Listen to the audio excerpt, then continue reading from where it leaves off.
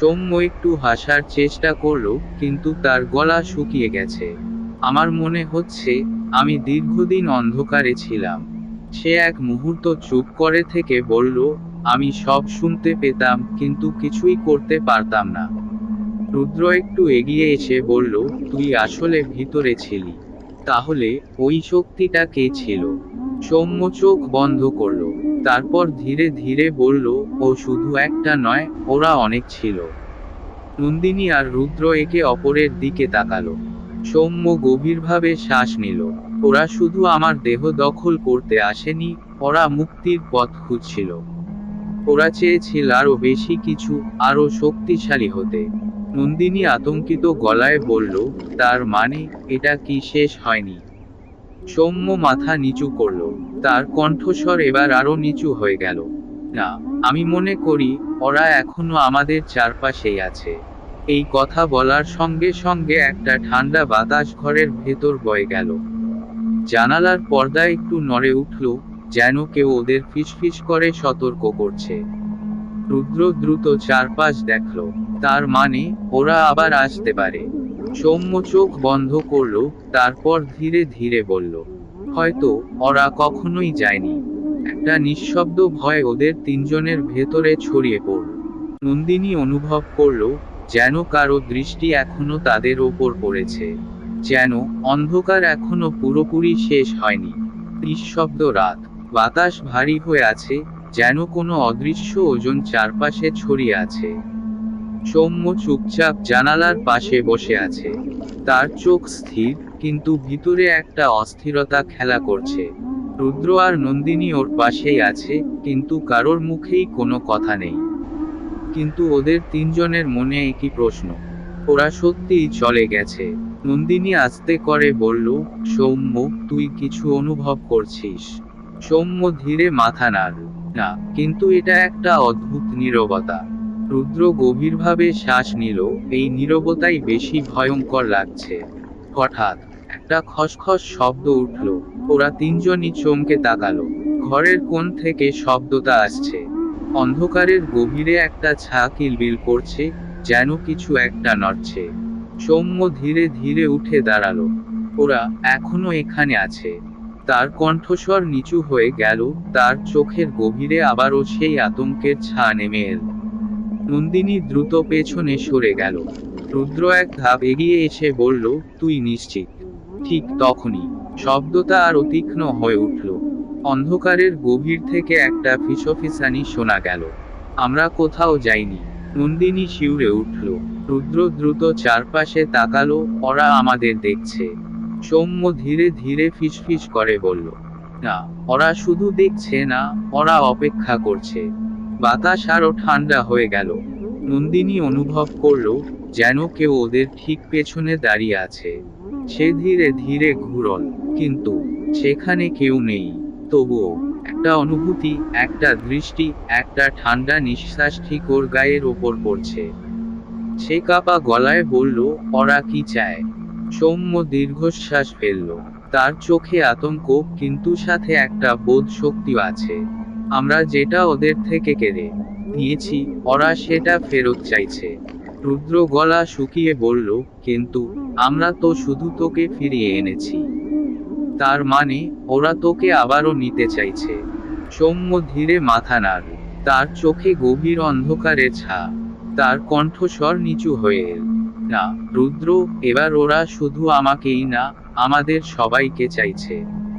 ঘরের বাতাসে আবারও সেই ফিসফিসানি ভেসে উঠল। এই খেলাটা তো মাত্র শুরু হলো। ঘরের বাতাস ভারী হয়ে উঠেছে।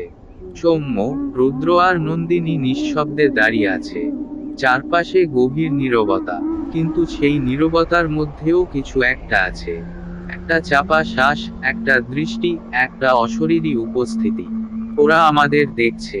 সৌম্য ধীরে ধীরে ফিসফিস করে বলল। নন্দিনীর গায়ে কাঁটা দিয়ে উঠল, তাহলে কি করব এখন? রুদ্র দৃঢ় কণ্ঠে বলল, আমরা ওদের বিরুদ্ধে লড়াই করব। ঠিক তখনই ঘরের বাতাসে একটা বিকট ফিসফিসানি ছড়িয়ে পড়ল। তোমরা লড়তে চাও? তবে আসো, খেলা শুরু হোক। তারপর এক মুহূর্তের মধ্যে চারপাশের আলো নিভে গেল। গভীর অন্ধকার সবকিছু গ্রাস করে নিল। নন্দিনী চিৎকার করে উঠল, সৌম্য, রুদ্র, তোমরা কোথায়? কিন্তু কোনো উত্তর এল না। চারদিকে শুধু অন্ধকার, আর সেই বিকট ফিসফিসানি। তোমাদের সত্যিই মনে হয় তোমরা আমাদের হারাতে পারবে? নন্দিনী অনুভব করল যেন কেউ ওর কানের কাছে ফিসফিস করছে। সে আতঙ্কে সরে যেতে চাইল, কিন্তু পা যেন আটকে গেছে। তার গা ঠান্ডা হয়ে উঠল। ঠিক তখন একটা শক্তিশালী আওয়াজ বাতাসে ছড়িয়ে পড়ল, দেখি কে কাকে জয় করতে পারে। এরপরই অন্ধকারের ভেতর থেকে একের পর এক ছামূর্তি বেরিয়ে এলো।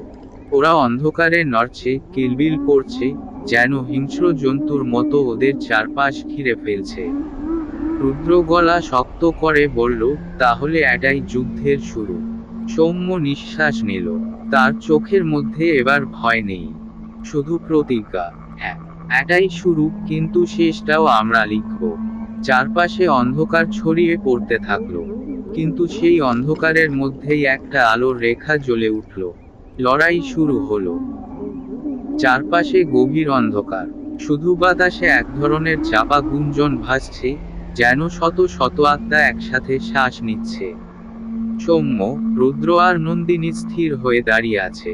ওদের সামনে ছায়ার মতো কিছু একটা নড়ছে, একটা বিকৃত, অস্পষ্ট অবয়ব, যার রূপ ঠিকঠাক বোঝা যাচ্ছে না।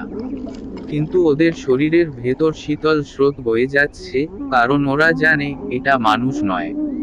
তোরা এখনো পালাচ্ছিস না?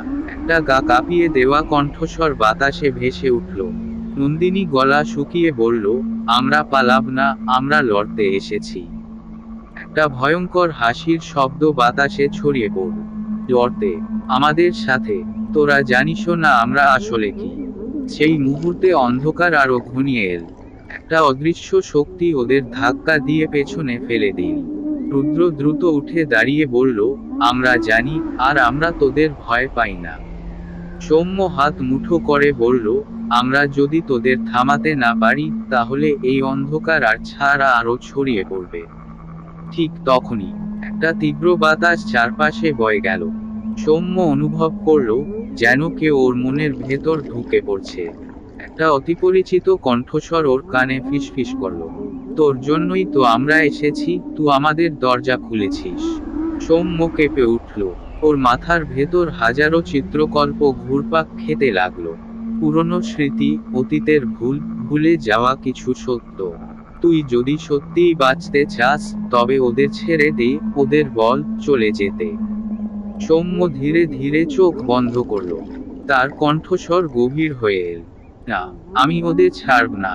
ঠিক তখনই একটা বিকট গর্জন পুরো অন্ধকারকে কাঁপিয়ে দিল। আসলে এই যুদ্ধ শুধু বাইরে নয়, এটা সৌম্যের নিজের ভেতরেরও যুদ্ধ। অন্ধকার ক্রমেই ওদের গ্রাস করে নিচ্ছে। কিন্তু ওরা কি বেরিয়ে আসতে পারবে, নাকি চিরকাল আটকে যাবে এই ছাড় রাজ্যে? চারপাশে ঘন অন্ধকার, শুধু একটা ধুকপুক শব্দ শোনা যাচ্ছে। সৌম্যের হৃদস্পন্দন, তার নিঃশ্বাস ভারী হয়ে আসছে, শরীর অবশ লাগছে। রুদ্র আর নন্দিনী কষ্ট করে উঠে দাঁড়ালো। সৌম্য, ঠিক আছিস? নন্দিনী এগিয়ে যেতে চাইল, কিন্তু একটা অদৃশ্য শক্তি ওকে আটকে রাখল। রুদ্র হতবাক হয়ে বলল, এটা কি হচ্ছে? ঠিক তখনই অন্ধকারের ভেতর থেকে একটা বিকৃত হাত বেরিয়ে এলো। কঙ্কালসার আঙুলগুলো কুণ্ডলি পাকিয়ে এগিয়ে আসছে। নন্দিনী আতঙ্কে চিৎকার করল, সৌম্য, সাবধান! কিন্তু সৌম্য একটুও নড়ল না। সে স্থির, গভীর চিন্তায় ডুবে আছে। তার ভেতর যেন একটা লড়াই চলছে। অন্ধকারের কণ্ঠস্বর ওর কানে ফিসফিস করল, তুই যত বেশি লড়বি, তত বেশি হারাবি, ছাড়, সব ছেড়ে দে। সৌম্য চোখ বন্ধ করল। তার মনের মধ্যে পুরনো স্মৃতিগুলো উকি দিল। শৈশবের ভুল, চাপা পড়ে থাকা ভয়, অপরাধবোধ, সব মিলিয়ে একটা বিশাল ভারী শৃঙ্খল তৈরি করেছে। এটাই ওর আসল শত্রু। ও বুঝতে পারল, এই অন্ধকার শুধু বাইরের নয়, ওর ভেতরেরও।